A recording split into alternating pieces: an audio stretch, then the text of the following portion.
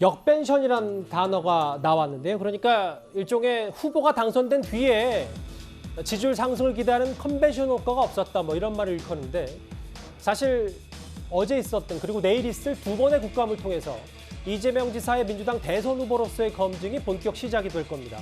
그런데 이 지사를 향한 민심도 꽤 궁금한데요. 여론조사 얘기를 지금부터 해보겠습니다. 결론적으로 말씀드리면 장물을 나누는 사람들이 도둑입니다.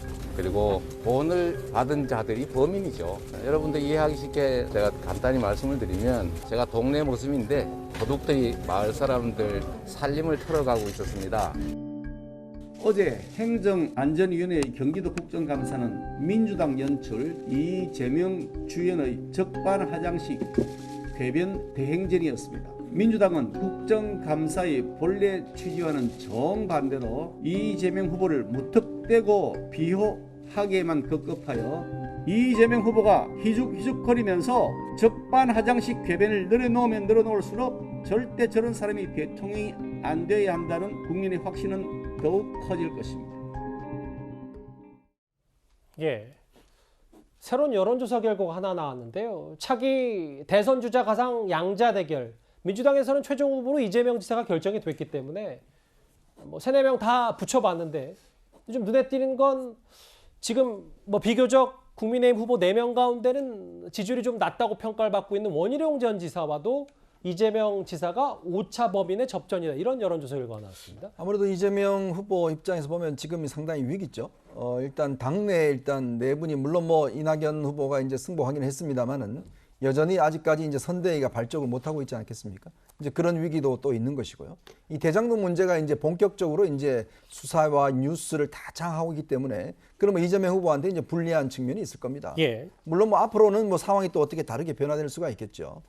근데 저는 이제 이재명 후보의 이제 이걸 상황을 보면, 지금 우리 국민들이요, 이 토론이나 내용 자체는 상당히 잊혀집니다. 어떤 면에서 누가 말을 잘하고 누가 논리가 맞고 이런 거는 잊혀지는데 그 이미지만 많이 남습니다.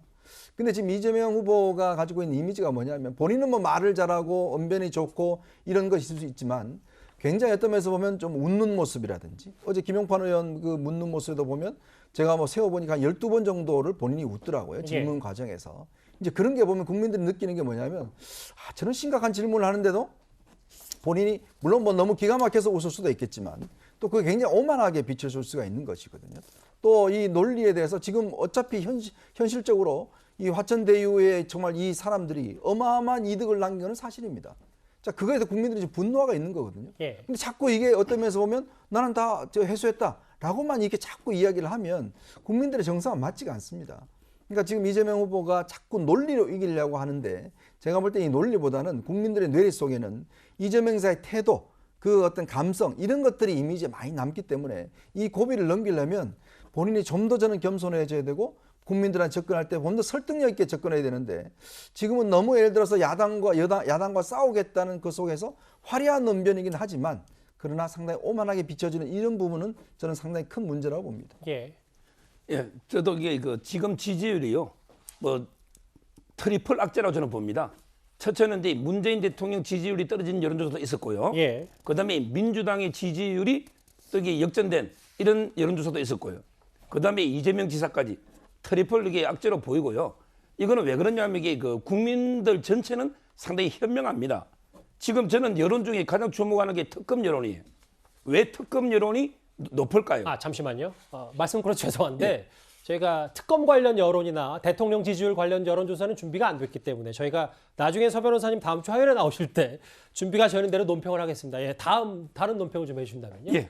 그래서 이제 그 노는 게 요즘 이게 그 정권 교체하다 보니까 송영길 대표 말씀을 논평하고 싶은데, 예. 이분이 정권 교체 여론이 높으니까 이재명 지사도 새로운 정권 교체다, 이런 이게 개변을 하고 있는 거예요. 예. 그런데 인물이나 정책이 문재인 대통령과 이재명 지사 뭐가 다릅니까?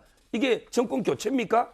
저는 지금 이게 이재명 지사가 문재인 대통령과 차별화를 하려고 하면요, 그나마 있는 문재인 대통령 지지자들 돌았으면 우리 지지율은 더 폭락할 것이다, 이렇게 봅니다.